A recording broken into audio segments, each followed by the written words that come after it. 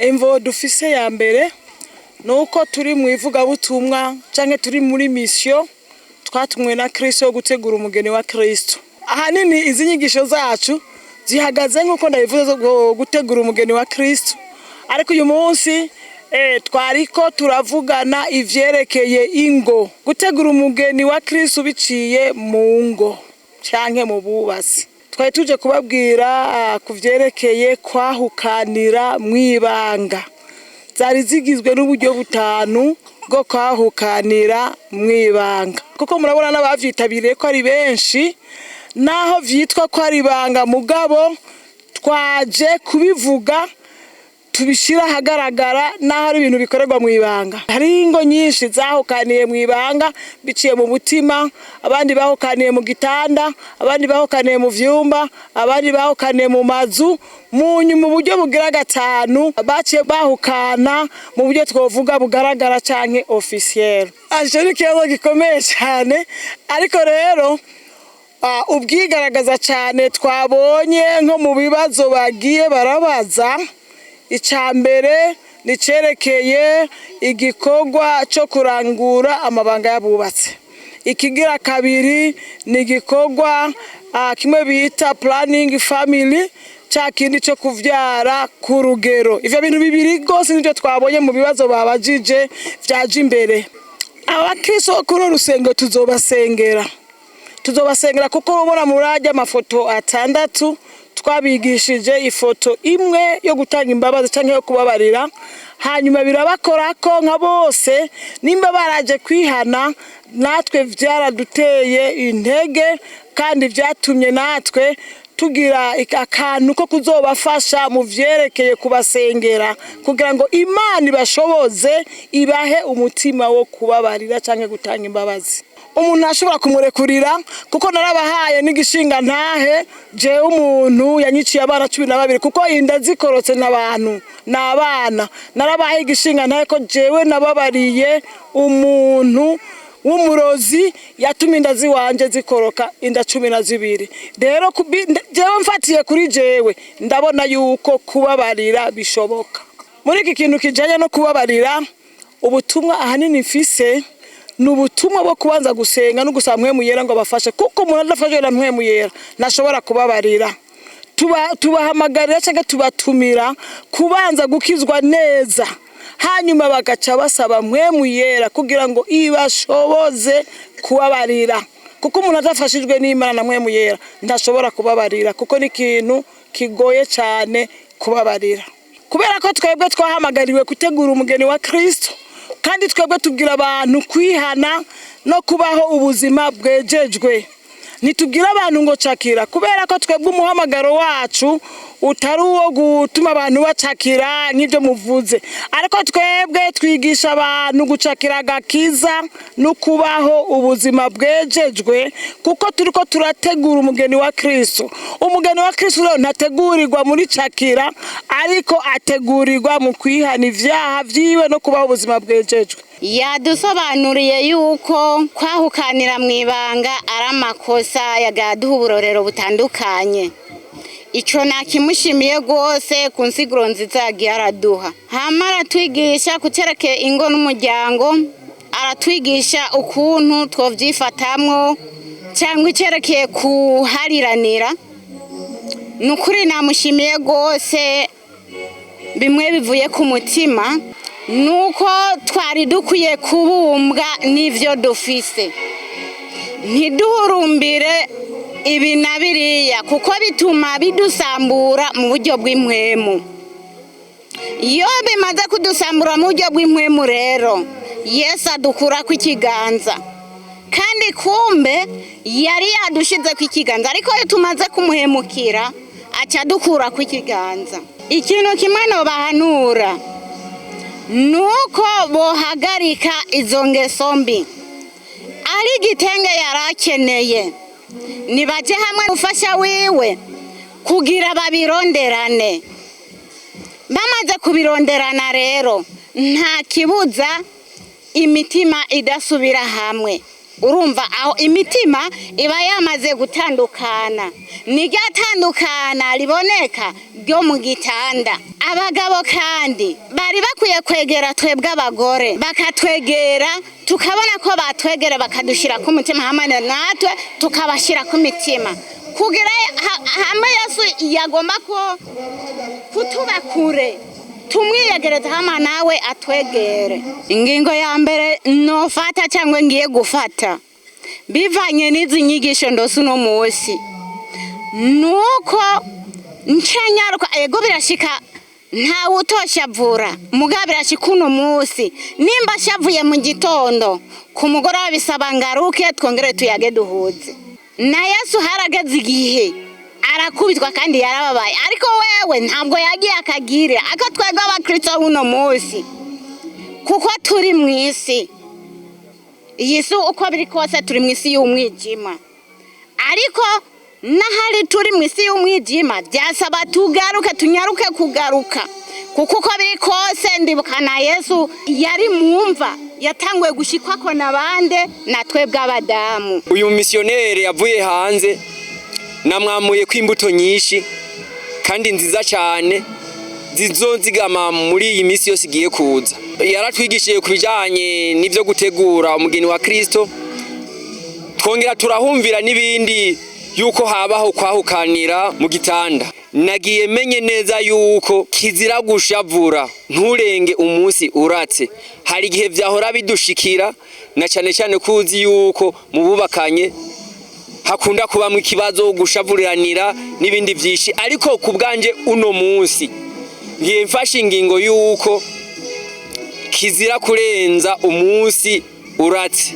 Ikindi naco kwivyo byo kwahukanira mu butanda yuko navyo tugiye kuzovyigako hama aho bizogorana duhanurane na cyane cyane ko twumvise yuko umugabo n'umugore turi umwe. Twigishijwe yuko icy'ingenzi ari imbabazi. Ndafise icyizere yuko hamwe byoshika tugashwana na cyane cyane nk'abantu twakijijwe nugusenga Imana kuko Satani zoba yatugendeye ariko uko biri kose nico gituma na Yesu yaranesheje nanje nzosaba inkomezi nanje nshobore kunesha. Nukuvuga je ubutumwa nzotanga ku bandi bagabo batitavye kino gikorane niteguye ko nzoberekera ndabashikire zino nyigisho ndabereke ku bintu bagiye kwitwara mu ngo iwabo nuko ngene bishobora kugenda hama ibintu bigenda neza.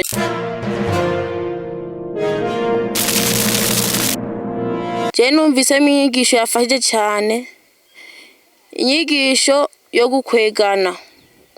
Twege nk'ugwaruka cyane rwamenye Imana ntidukwiye kukwegana n'abari bo bose. Iyo ugiye mu bintu by'imikwegane biratuma muja mu bintu vy'isaku, ibintu bitagira akamaro, ugasanga nk'umunsi uheze ata bintu vyunguka mwagiyemo.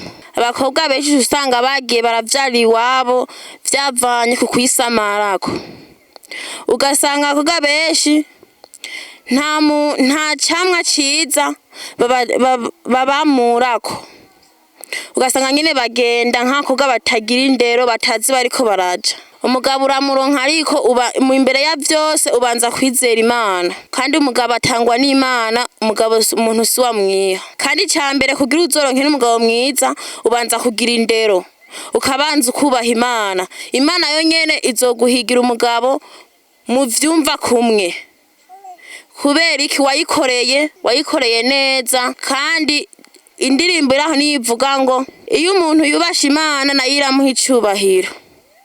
Icubahiro rero umuntu ni waciha kandi Imana irakiguha mu bugingo bwaho nawe wacihaye. Pasiteri Wili icambere ndamushimiye cyane kuba yatwiyumviriye ko twegugwaruka rw'Inyaruhinda akaza akatwigisha. Kumbure ndamuteye intege abandanya agenda n'ahandi abigisha abatahuza nk'uku kwacu. Dufatiye ku cigwa twari twarahawe uno munsi kitubwira ugwaruka n'imbono, jewe rero ikintu nyamukuru noba nakuye mwizo nyigisho twahawe n'umukozi w'Imana Pastori Wili ni ibintu bitatu nyamukuru canke abagenzi batatu nyamukuru umuntu akwiye kugira ngo bimworohere gushika kw'iyo mbono yiwe mu gihe ciwe azoba ari ugwaruka. N'abagenzi batatu nyamukuru umuntu w'ugwaruka akwiye kugira ngo ashobore gushika mw'iyo mbono. Uwa mbere ni umukozi w'Imana amukurira mu vy'impwemu, uwo arakwiye kumugira umugenzi. Uwa kabiri ni umuntu azi kurondera agwiza utuntu twiwe ashobora kuba yorondera afise imbono kugira ngo aze atera imbere mu buryo bwo kuronka ico yifashisha. Ikintu kigira gatatu canke umuntu ngira kamaro wa gatatu, umuntu w'umujene akwiye kugira umugenzi ni umuntu abona kure aciye ubwenge, ashobora kumuganiriza inyigisho cyangwa akamuha amakuru y'ukuntu ashobora gutera imbere, umuntu w'incabwenge. Umwigeme yamenye Imana arashobora kugira amakosa mu gihe ariko aragenda adatahura icari. Rero uwo muntu agenda ariko adatahura icari arashobora kugira ingorane kubera iki ntiyitahuye yuko ari umuntu w'Imana. Rero arashobora kugira ingorane mu gihe ariko aragira mu vyo adatahura, mu gihe ariko aragenda ariko adatahura Imana. Uno munsi twaramutse twaje hano muri no komine ya Karusi zone Nyaruhinda, aho twaje ku butumire bw'ishengero gitwa New Life. Tuza dutumiwe n'umukozi w'Imana aho yatwizeye ko twoza gutanga inyigisho kugwaruka gwaho ndetse no kubaririmbyi baho. Turashima cyane ko ugwaruka bashoboye kwitaba inyigisho kandi tukaba twashoboye gutanga ibyigwa nkuko twari twabiteguye. Twahisemwo kwigisha inyigisho zivuga ngo ugwaruka rukwiye kugira iyerekwa. Twahisemwo ico cigwa kubera ko ugwaruka rwinshi ruragenda ariko atambono yakazoza rufise, bakabona umengo nukuvuka no gukura no gupfa, ariko ntibamenye yuko bafise icatumye baza ngaha ku isi. Iyo umuntu rero adafise iyerekwa canke imbono y'ikintu kanaka yifuza kuzogera ko muri kazoza, aratambatamba ntamenya icari buhitemwo ngo gufata. Rero iki cigwa twashoboye kubigisha tubereka ingene umuntu ashobora kuvumbura kimwe mu ngabire Imana yamushizemwo akagikorera ko kikazomuteza imbere.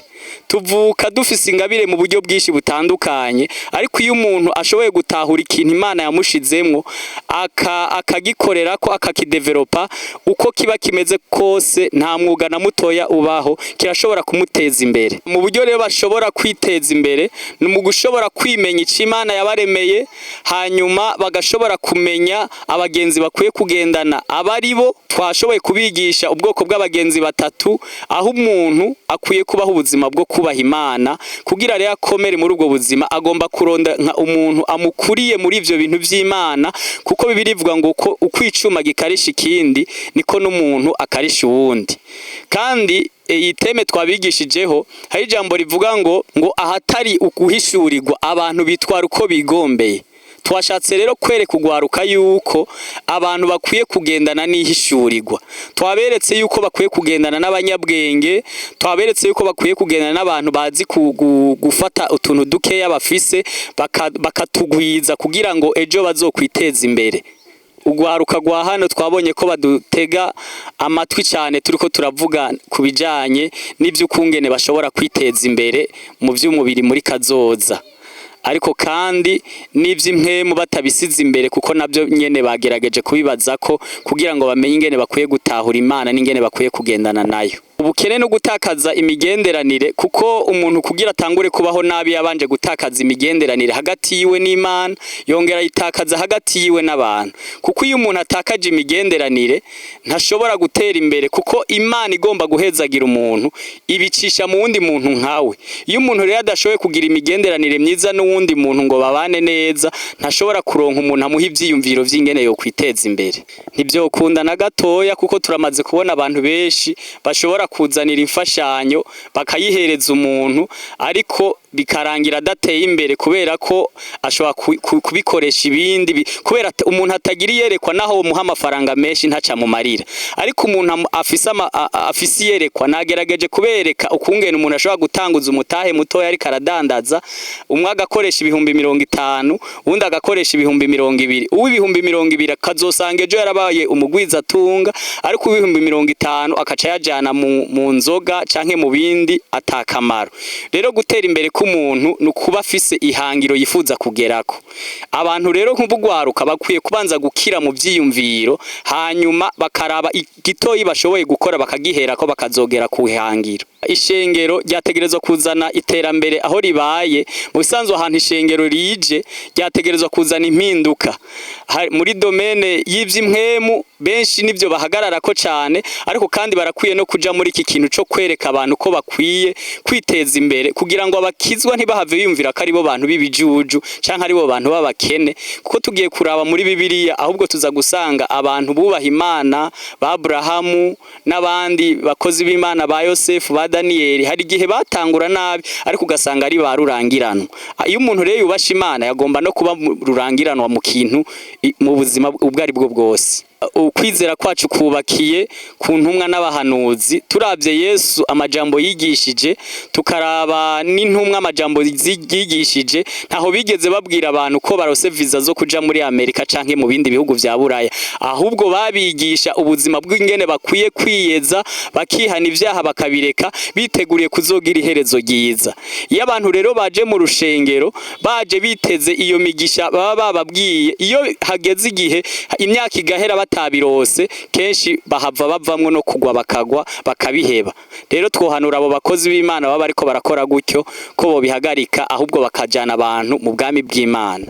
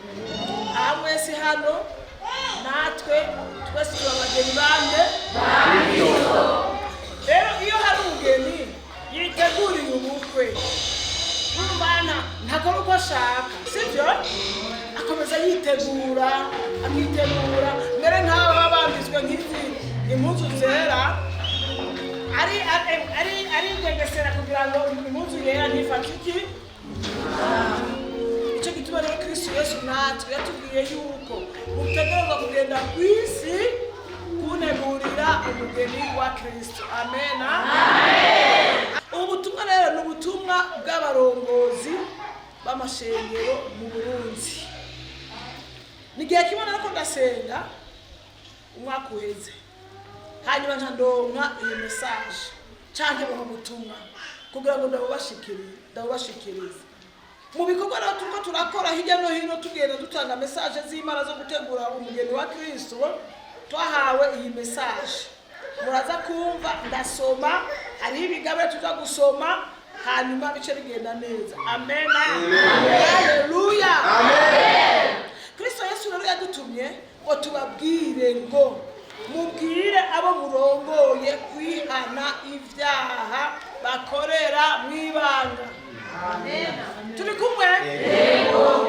Kristo Yesu yadutumye ngo tubabwire abarongozi mubwire abo murongoye bose baba mu makorali baba mu mashengero mubabwire ubutumwa bwo kugira gute bwo kwihana wabwira ubutumwa bwo kwihana. Hariho abantu basambanira mu ibanga kandi bitwa n'abakristo, mubabwire bihane kubera Kristo Yesu ariko arategura umugeni, kandi uwo mugeni ariko arategura ari hafi yo kuja kumujana. Rero Kristo ashaka kujana umugeni adafise agasemba. Rero ngo mu bakristo habimwe abakristo basambanira mu ibanga, ari mu rusengero ugasanga ari no mu baririmbyi ariko ari umusambanyi, umurongozi ntamumenye, ariko nyana umugeni Kristo Yesu n'Imana namwe mwiyera akavuga ati ujya n'ubwo aririmba umusambanyi. Rero barongozi ubutumwa afise ari kubabwira yuko mubwira abo murongoye kwihana ibyaha bakorera mu ibanga, ubusambanyi, kuboregwa, kwisambanya, kurogwa. Imana igomba ko bezwa. Turi kumwe? Iki kirundi kiratahuritse? Imana ibahezagire cyane. Imana yamwe ngo nababwire ngo barongozi ndimufuke ibyaha. Kristo Yesu ariko arategura umugeni, ni mwebwe agomba yuko mugirane mumufasha mwabarongozi mu nzego zose z'ishengero. Kristo Yesu ashaka yuko mwebwe ari mumufasha gutegura umugeni wiwe, mubwira abo murongoye kwihana ibyaha. Hariho ibyaha niko ndabisubiramo, hariho ibyaha byinshi bikorerwa mu ibanga. Jewe nduhoraho, ibyo niryo zina ryanje, icyubahiro canje sinzogiha ubundi, n'ishimwe ryanje sinzoriha ibigirwamana by'ibibazano. Amen. Turashobora kwibaza yuko ibigirwamana ari ibiturwa turavuga by'ibibazano, sivyo? Ariko rero turiko turinjira ubu abantu basigaye bafise ibigirwamana bitandukanye. Nimubona aka kantu ufise akafise murakabona kitwa gute? Telefone. Muri kino gihe rero aka gasigaye ikigirwamana. Turi kumwe? Gasigaye ari iki? Ari ikigirwamana. Ijambo ry'Imana cyangwa Imana ubu yaramaze gutituka. Ikintu kigezweho ni telefone. Iki ni ikigirwamana kikibaza. Iki ni ikigirwamana. Umuntu arashobora kuvyuka mu gitondo yahora avyuka agasenga, ariko uyu munsi imbere yuko asenga cyangwa aja mu bindi bikorwa abanza kuraba telefone. Reka ndabe abantu banyandikiye, reka ndabe aka kantu, akaba yibereye muri telefone gusa. Iki ni ikigirwamana kikibazano. Iki gikoresho ni cyiza kandi ni kibi. Abantu benshi babaze gutitura Imana, basigaye ko babona ko Imana ari isaha, ariko telefone ni isigari mu kibanza cya mbere. None Imana iri kwiravuga ngo yoyo ni Imana igize gute? Yikwije ku buryo cyubahiro cyayo idashobora kubisangira niki niba kwivuze umusoro niki n'ubundi cyane n'ikigirwamana kikibanza. Dusomere Mika 6:8. Ko yakweretse icyiza icyarico, ngo ko yakweretse icyiza icyarico. Yewe muntu, mbega hari ikindi uhoraho akugombako? Ngo mbega hari ikindi uhoraho akugombako? Atari gukora ibiroranye, no gukunda kugira imbabazi, Imana yawe wicishije bugufi. Ngo atari kugendana n'Imana yawe wicishije bugufi. Amena. Icyo Imana itugombako nuguheba ibyaha tukagendana n'Imana twicishije bugufi. Turi muri cya gice cya mbere cy'abarongozi ngo mubwire abo murongoye kwihana ibyaha byabo, kuko Kristo Yesu ariko ategura umugeni kandi ntazojana umugeni atihanye. Dusomere Abitesalonike ba mbere igice cya 4:3 tusimba ku murongo w'indwi. Turi muri cya kindi cyica Imana yacu igomba ko tugendana duciye bugufi kandi twihanye ibyaha byacu. Uyu ni umukozi w'Imana Paulo yari yandikiye ikete Abatesalonike, yariko arabahanura ko mutegerezwa kuba icyitegererezo. Umuntu yakijijwe yitandukana n'ivyaha akaba icyitegererezo. Haronse Abaroma 6:22. Twebwe bakijijwe wewe nanje, twebwe turabageni ba Kristo, dutegerezwa kuba icyitegererezo hanze. Abantu baturavye bakabona ko twebwe twakijijwe. Kubera iki? Tutasangiye ivyaha. Nidusangiye ivyaha, twebwe turi abantu twashizwe iruhande, turindiriye Kristo Yesu ngo aje kutujana. Uba dutegerezwa kuba icyitegererezo rero. Nitugomba gusa n'abisi. Abisi bagiye gusambana, nitugomba gusambana nk'abisi, nitugomba kuborerwa nk'abisi. Amen. Atukumwe. Ngo ariko rero jewe namwe twaracunguwe, nidukwiye kuganzwa n'iki? N'icyaha. Ngo ariko none turi kumwarira inyuma. Ngo ariko none ko mwacunguwe, nimukagazwe n'iki? N'icyaha. Turi muri ya message yo kubwira abarongozi yuko babwira abo barongoye kwihana ivyaha. Ijambo ry'Imana ngaho rero ko ratubwira ngo ariko noneho ntimukaganzwe n'iki? N'icyaha. Iyi message igira kabiri ngo ni kubera iki mwatituye icubahiro c'Imana mugashaka kuciyitirira, ngo nimutahindura araje muhigure icubahiro ciwe, ntashobora kugisangira n'umuntu. Turi kumwe niyo Kigabure yasoma yuko Imana idashaka gusangira icubahiro cayo n'umuntu. Hariho rero abantu baba abarongozi ntahanugwe, ugasanga n'umurongozi ariko murabaza kubabona, ugasanga iyo umurongozi amaze uko aba ameze gute, ugasanga agiye aragara kubera ko yitwa umurongozi. Sivyo? Ntimurababona? Akaba yitwa ngo n'umurongozi ariko hagenda aragara, ntahanugwe. Umurongozi nyakuri arahanugwa. Nibyo bimwe twayadusomera muri Yesaya yuko icubahiro c'Imana, Imana idashaka kugisangira n'uwundi. Umuntu yitwa umurongozi aba ari umukozi w'abandi. Sivyo? Umuntu yitwa umurongozi aba ari umukozi w'abandi. Hariho rero umurongozi iyo yitwa umurongozi akaba afise n'abantu arongoye akunda guhagarara imbere, aca agomba kugira icubahiro, kuvuga ko bamuha icubahiro rwose. Oya, umurongozi ni umukozi w'abandi. Turi kumwe? Ni umukozi w'abarongoye. Nico gituma Imana iri atubwira ngo tubwire abarongozi ngo ni kubera iki batituye icubahiro c'Imana. Uwukorera shebuja neza niwe azohabwa iki? Shebuja wacu ninde? Iyo tumukoreye neza agira gute? Aduha icubahiro. Twebwe rero nk'abarongozi ntidukwiye kwiha icubahiro. Icubahiro tugihabwa nande? Kubera yuko ari we shebuja. Imana duhezagire cyane. Amena. Ndibaza ko turi kumwe. Imana rero cyangwa Yesu Kristo heraravye mu masengero asanga abarongozi benshi ntibashaka guha Imana icubahiro, bashaka ko abarongoye babaha icubahiro. Ariko ngo nitwakorera Kristo Yesu neza tutiha icubahiro, ngo Kristo Yesu azoduha icubahiro. Turi kumwe, yo ni message y'abarongozi. Turi kumwe. Hanyuma rero bamwe yarambwira ngo mbwira abarongozi cyane abarongowe abakwiye guhabwa icubahiro mu ishengero. Amena. Uruvye turongoye neza. Iyo umurongozi arongoye neza mu ishengero, kuko hano turi mu ishengero, naho dushobora kuba dufise nk'abarongora hanze inzego, ariko nabo nyine abarongoye inzego n'abakozi b'Imana, kuko ijambo ry'Imana tubwira yuko ngo uburongozi bwose bugirane bushigaho nande?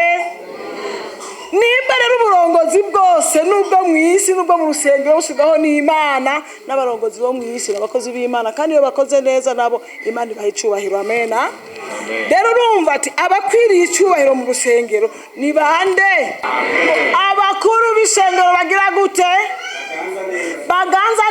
neza abakuru bose abakuru b'imigwi bayitwara neza bayiganza neza ngo nibo bakwiye kugira nibo bakwiye kugira icubahiro kandi ngo bagira icubahiro ngo nibo abandi bagabura neza ijambo ry'Imana ono bakwiriye icubahiro umuntu akwiye kwirondera icubahiro oya ariko ngo umuntu akora neza niwe ahabwa icubahiro n'Imana ngo umuntu nagira gute niyiyeza akitandukanya n'ivyaha azoba igikoresho kimeze gute c'icubahiro kubera yakoze iki kubera yakoze iciza akitandukanya n'ivyaha agakora neza acagira icubahiro kimeze gute cecejwe mari dufashe cyane turi muri rya jambo yuko hariho abarongozi benshi batari bakega kuko Imana imaze gutanga message murabona nko muri kino gihugu cyacu cy'u Burundi abarongozi ni benshi bamasengero atandukanye sivyo rero Imana irafotora iriko irasanga harimwo abarongozi bamwe icubahiro c'Imana bariko baraciyitirira nitutashira imitima yacu kuri ijambo ry'Imana canke ku Mana erega hariho abantu bitwa ngo n'abarongozi imitima yabo itari ku Mana sivyo n'umurongozi umutima wiwe nturi mu vy'Imana yitwa ko ari umurongozi ariko umutima we nturi mu vy'Imana mwumva ivyo vyago ego honyene bandanye nimwanka kumva mukanga gushirako ijambo ry'Imana ku mutima yo aho nyene umurongozi wese adahesha icubahiro Imana azogirwa gute yo camumva rero ingorane umurongozi wese adahesha Imana icubahiro ivy'Imana agashaka kuvyiyitirira ngo Imana izomugira gute izomuvuma umurongozi wese atakora ivy'Imana ishaka ngo abishire ku mutima ngo Imana izomuvuma murazi kuvumwa n'Imana hanyuma n'imigisha ivyo utunze ivyo warufise vyose bikavumwa n'ingorane Mane dufashe icubahiro c'Imana nitucihe ariko tugihereza Imana birashobora gushika Imana ikagukoresha aha tufise harimo abarongozi b'abaririmbyi sivyo ugasanga aririmba neza agaca atangura kuvyimba aririmba neza agatangura kuvyimba urumva akabona yuko kuririmba ari wabyiha kandi ategezwa kugirane w'Imana icubahiro hano hari abarongo usanga bafise ingabire zo gukora ibitangaza ingabire zo kwigisha arumva amaze kwigisha neza ugaca usanga ava ngo jengo ndabemeza uramaze ngo je ndabemeza mu ijambo hari abakozi b'Imana umvise bavuga ngo uyu munsi ndabemeza uwo murongozi yemeza abantu mu vy'Imana afise akaga nibe vibi umukozi w'Imana dusomeye iyo dukoze ikintu cyose c'Imana tugakoreshwa n'Imana ntidukwiye kwishira hejuru icubahiro ni cande icubahiro ni c'Imana ubu n'ubutumwa bwanyu barongozi ni message yanyu barongozi iyo ugira ubuntu ukavuga ubutumwa neza abantu bakaheza abantu bakagushima niwe icubahiro kuko niwe icubahiro nawe utobigaragaza mu buryo bw'umubiri mugabo mu mutima ngo nabemeje uyu munsi umenye neza kuriko uri ku mupfumo iyi ni message y'abarongozi umurongozi wese Imana izokoresha aheje gukora avuga ati jewe ndi umukozi w'iki w'imburakimazi imbere y'Imana iki ni igikorwa c'Imana ntibaciyitirira oya igikorwa c'Imana ntibakivyimbira oya umurongozi ategerezwa guca bugufi imbere y'Imana hanyuma ikamukoresha Imana akaba ari yimushira hejuru turi kumwe ikigira gatatu ngo ni kubera iki mudakundana ni kubera iki mudashira hamwe mugira inzigo amacakubiri, urwanko, kutababarira, kwigungirako, kudafasha imfuvyi n'abapfakazi, kudafasha abatishoboye, ngo iyo myifato ibabaza Imana. Imana idufashe cyane. Abarongozi bategezwa gukunda abo barongoye, bategezwa kubakunda. Turi kumwe? Umurongozi ntakwiye kugira inzigo, umurongozi ntakwiye kugira amacakubiri. Imana idufashe cyane. Umurongozi ategezwa gukunda imfuvyi n'abapfakazi, kuko mu mashengero murongoye, mu migwi murongoye, hari usanga harimo imfuvyi n'abapfakazi. Umurongozi mwiza rero akoreshwa n'Imana ategerezwa gukunda imfuvyi n'abapfakazi. Uburongozi bwiza, twiteye imfuvyi n'abapfakazi, tubiteho. Ubwo nibwo burongozi bwiza. Naho dafise icubaha, mugabo basengere, ubagendere, ubahumurize. Amena. Imana dufashe cyane. Kandi iyo witaye imfuvyi n'abapfakazi, umuntu afasha imfuvyi n'umupfakazi, umuntu afasha abagowe, ngo bariko baragurana Imana, ngo umuntu wese agume mu muhamagaro wiwe, ngo kuko niyo adresse yiwe. Benshi ngo ntibari mu mihamagaro yabo, ngo Imana bamwe irabagendera ikababura kubera ko ibibanza barimwo si vy'Imana yabashizemwo. Ngo mugume mu mihamagaro yanyu, mugume mu bibanza vyanyu Imana yabashizemwo, kugira ngo azogusange, kandi niyakugendeye azogusange mu kibanza yagushizemwo. Imana idufashe cyane. Ngo ari abantu batari mu mihamagaro yabo, ni urondere kuguma mu muhamagaro wawe, kugira ngo umunsi Imana yakugendeye izogusange uri mu muhamagaro wawe. Umuntu wese arabe ikibanza arimwo, mbega ico kibanza urimwo, ico kibanza urimwo ni Imana yakugishizemwo? Iyo ntebe wicayeko ni Imana yakwicaritseko? Kuko ngo hari abantu benshi batari mu mihamagaro yabo, umunsi Imana yabagendeye izobarondera ikababura, kuko batari mu bibanza vyabo. Imana dufashe cyane ngira ico kiratahuritse. Ica gatanu, ngo hariho abantu bigira abakozi b'Imana kandi ari abakozi ba Satani, bariko bahindura amajambo amwe muri Bibiliya, ayandi bakayakuramwo, nk'ayavuga kugaruka kwa Yesu Kristo, ayo kwihana ivyaha no kwezwa. Batanga amahera menshi, bakorana n'abapasteri bamwe bamwe. Muragabe kandi mwirinde. Imana dufashe cyane. Murabitahuye ibyo musomye? Hariho abantu bamaze n'abakozi ba Satani, bigira ngo abakozi b'Imana, bariko barahindura Bibiliya, bariko barahindura amajambo muri Bibiliya.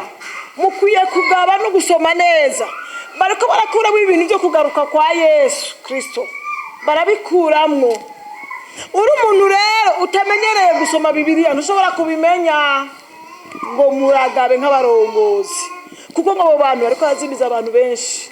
Twebwe mu bihugu tubamwo, abantu bamaze kuva mu vy'Imana ni benshi, kandi twebwe batubwira ko Imana itabaho, kandi bakanabitwereka neza ukuntu Imana itabaho.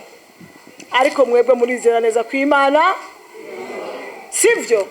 Kandi murizera neza ko Kristo Yesu azoza gutora umugeni. Rero mwirinde abo bantu bazoza bahindura ijambo riri ngaha muri Bibiliya rivuga kugaruka kwa Yesu Kristo. Bariko barabihindura n'abakozi ba Satani binyegeza mu bakozi b'Imana. Abo bantu bazoza babazana amafaranga. Ibijumbura biramaze gushika.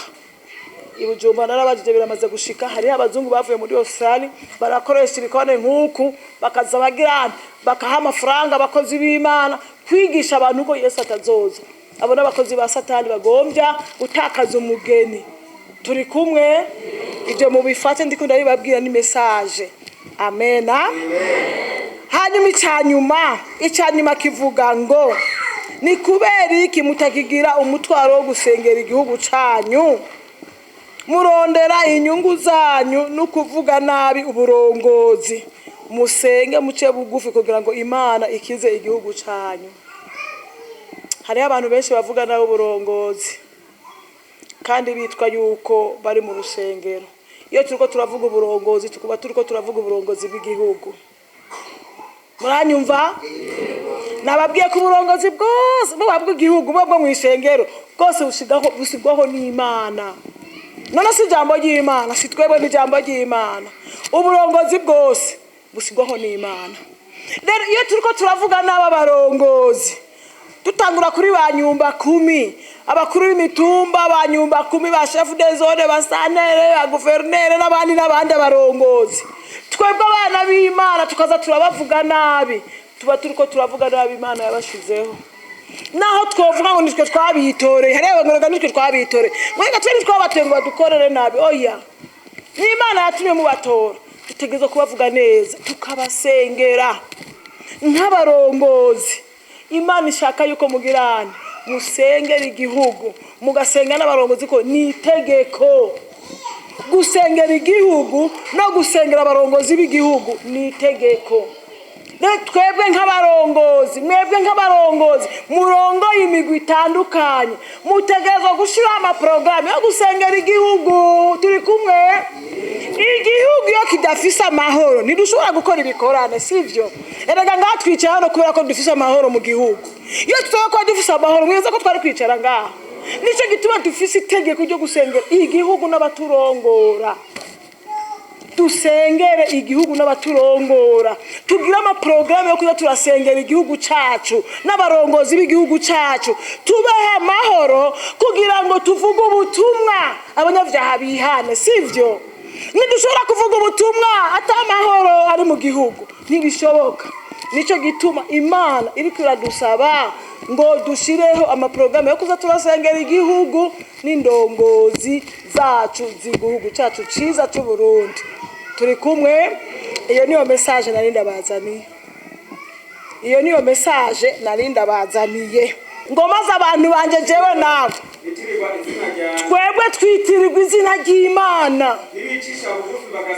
Ngo nitwaca bugufi genda buhoro buhoro. Ngo nitwaca bugufi tugasenga turondera mu nyonga h'Imana tugahindura ingeso zacu tukareka ingeso zacu mbi. Imana iri mu ijuru izumva gusenga kwacu igire gute? Imana iduharira ibyaha byacu yare n'ibyaha by'igihugu. Hanyuma Imana ishikiza n'igihugu cacu kibemwa amahoro. Nitwagira gute? Nitwaca bugufi tugasenga, tukihana ivyaha byacu, tukihana n'ivyaha by'indongozi, tukihana n'ivyaha by'igihugu, Imana izokiza igihugu cacu kibemwa amahoro. Imana igohezagire cyane. Murumva rero barongozi, zizo message niyo message ndabazaniye. Nibaza ko mwabikurikiranye. Imana ibahezagire cyane. Ariko muvyo muzokora vyose nimuzibagire gusengera igihugu cacu. Imana ibahezagire. Amen. Mwami Yesu Kristo, message wampaye guha abarongozi ndayibahaye, ntavyo nagabanije ntavyo nongeyeko. Mwami Yesu twasengera abarongozi bose bari hano baje kumviriza iyi message.